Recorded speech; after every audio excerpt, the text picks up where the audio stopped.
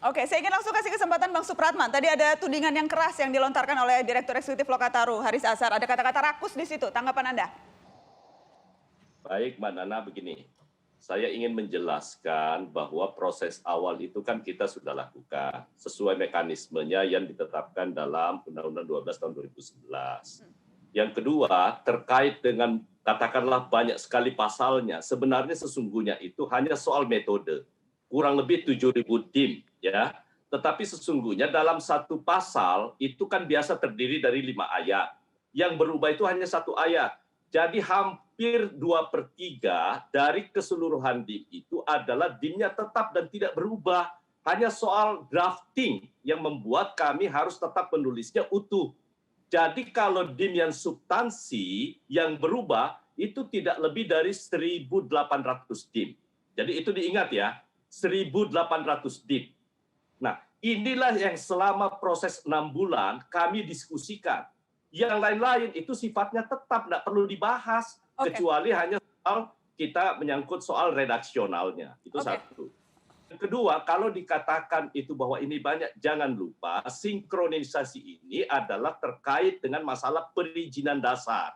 Kalau terkait dengan perizinan, ini kan tumpang tindih di antara satu kementerian satu dengan kementerian yang lain. Ini yang kita sinkronkan. Jadi benar 79 yang akhirnya jadi 73 undang-undang. Bang Supratman, tapi kemudian dari sisi untuk perizinan berusaha. Bang Supratman, kalau tadi Anda katakan ini dilakukannya sudah transparan, terbuka, tetapi kenapa bahkan anggota DPR sendiri ada yang terkaget-kaget ketika melihat hasil dari undang-undang yang digarap ini? Misalnya Ketua Komisi 10 kaget kenapa ada pasal yang tadinya sudah disepakati tidak masuk, tiba-tiba ada lagi. Bahkan tadi dia sendiri tidak ada satupun pasal. Saya ingin sampaikan klarifikasi itu terkait dengan klaster pendidikan, ya, klaster pendidikan. Pemerintah dan Badan Legislasi setuju untuk mengeluarkan klaster pendidikan setelah mendengar Muhammadiyah, kemudian NU dan teman-teman perwakilan Komisi 10. Tetapi dalam Undang-Undang Cipta Kerjanya masih ada apa penjelasannya?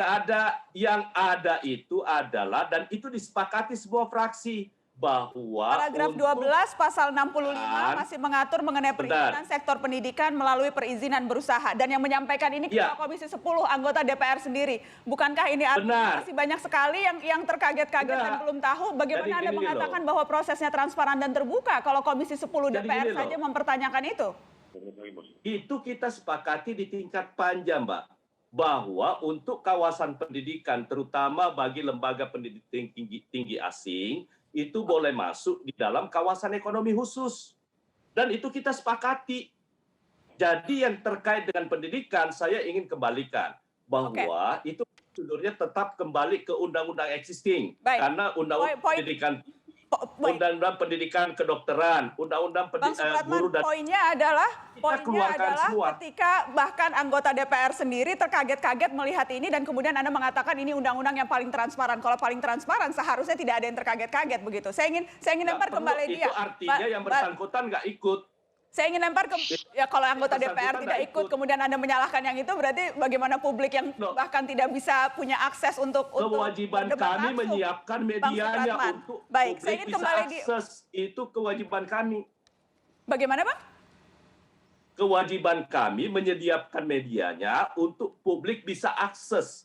Yang kedua, kewajiban kami menyediakan seluruh anggota panja untuk mengkomunikasikannya kepada publik.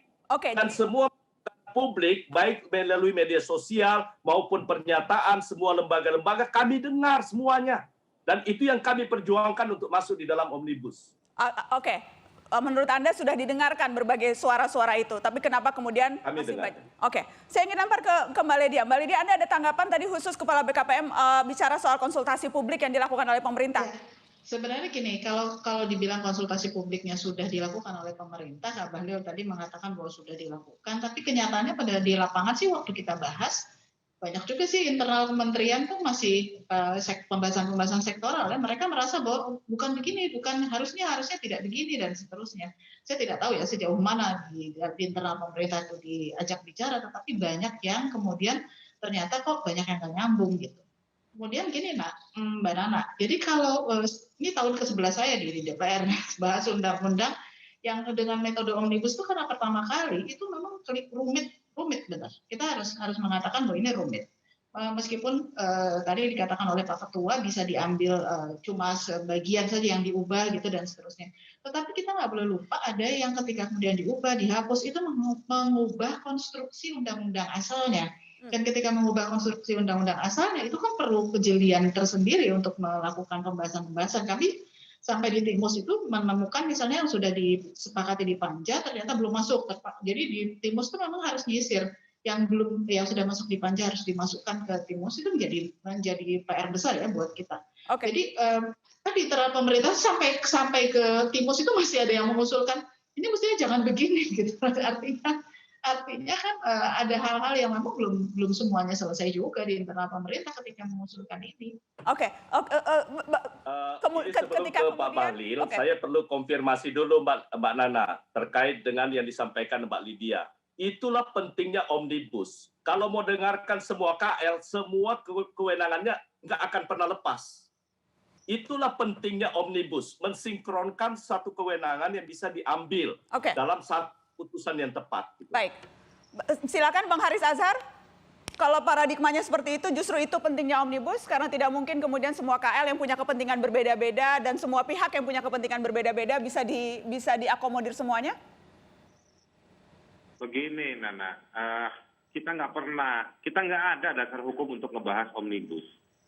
Ya, Undang-Undang Nomor 12 Tahun 2011 tentang tata cara pembentukan peraturan perundang-undangan tidak mengakomodir tata cara pembentukan omnibus. Gitu. Jadi sebetulnya kalau memang mau membahas omnibus, ya perbaiki dulu alat masaknya. Alat masaknya itu di Undang-Undang 12 Tahun 2011 tersebut. Oke. Nah, itulah yang hari ini, malam ini, beberapa detik yang lalu, kita dengarkan dari Saudara Suratman yang bingung menjelaskan, lempar ke Ibu Lydia, lempar ke fraksi ini, 70 ini, udah konsultasi. Ya sampai acara malam ini pun nggak bisa dijelaskan bagaimana, reportnya mana, hasilnya mana. Nah, itu karena kenapa alat masaknya nggak ada. Itu satu. Yang kedua, omnibus ini tidak berangkat dari gagasan. Dia hanya berangkat dari satu kepanikan kegagalan negara mengelola negaranya, mengelola pemerintahannya. Akhirnya muncullah ide omnibus yang dimunculkan di sidang umum MPR. Oke. Saya ingin lempar langsung ke Kak Bahlil. Pak Bahlil? Saya ingin masuk ke substansi berangkat dari tadi pernyataan Kak Haris Azhar. Ini kepanikan negara, kegagalan negara dalam mengelola negaranya, sehingga kemudian muncullah ide ini. Urgensinya apa sesungguhnya? Saya pikir begini, yang pertama kita harus berpikir positif dulu lah untuk bisa melahirkan pikiran dan hasil yang positif. Sebenarnya apa yang disampaikan oleh Bang Har tadi, gini Bang Hari, kalau dibilang bahwa ini kepanikan, ini kegagalan, ini saya harus jujur mengatakan bahwa agak keliru juga. Yang benar itu adalah pemerintah melihat kondisi sekarang 7 juta yang siap mencari lapangan pekerjaan existing. 2,9 juta setiap tahun angkatan kerja. Itu sebelum COVID. Setelah COVID sekarang saudara-saudara kita yang tidak beruntung mendapat PHK kurang lebih sekitar 7 juta. Hampir 16 juta lebih Mbak Nana yang sekarang siap rakyat Indonesia untuk mencari lapangan pekerjaan. Pertanyaan berikut adalah 16 juta lebih yang belum dapat lapangan pekerjaan termasuk anak-anak mahasiswa yang baru selesai kuliah ini apakah harus direkrut pakai PNS atau pegawai BUMN atau TNI Polri? Saya pikir nggak akan cukup Mbak Nana. Maka instrumen masuk untuk menciptakan lapangan pekerjaan itu adalah investasi. Nah, namun atas dasar evaluasi total kondisi objektif kita sekarang, yang pertama investasi masuk itu kan problem kita itu adalah terjadi apa yang disebut dengan ego sektoral Mbak Nana. Harus jujur kita akui bahwa terjadi ego sektoral antar kementerian lembaga. Aturan yang tumpang tindih. Bentar Mbak Nana, biar saya jelaskan ini. Aturan yang tumpang tindih antara kabupaten kota provinsi dan persoalan lahan dan mohon maaf harga upah buruh yang memang tingkat kenaikannya per tahun itu tinggi. Tapi itu nggak ada masalah, bisa kita bicarakan. Nah, itulah salah satu kenapa Undang-Undang Omnibus Law ini lahir, Cipta Lapangan Kerja. Undang-undang ini melakukan sinkronisasi lewat norma standar pelayanan yang ada, Mbak.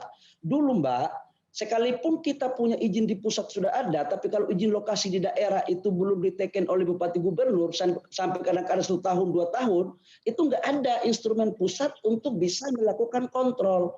Dengan undang-undang Omnibus Law ini, maka izin NSPK kita kasih, kita bisa kontrol lama waktunya. Baik. Itu satu, Mbak Nana. Baik, boleh saya Kedua, tahan di satu dulu Bang Bahlil, karena setelah ini kita akan lanjutkan dan saya juga akan ajak untuk bergabung dalam diskusi soal urgensi Undang-Undang Cipta Kerja ini Bang Faisal Basri, seorang ekonom. Setelah pariwara, tetap di sini di Mata Najwa.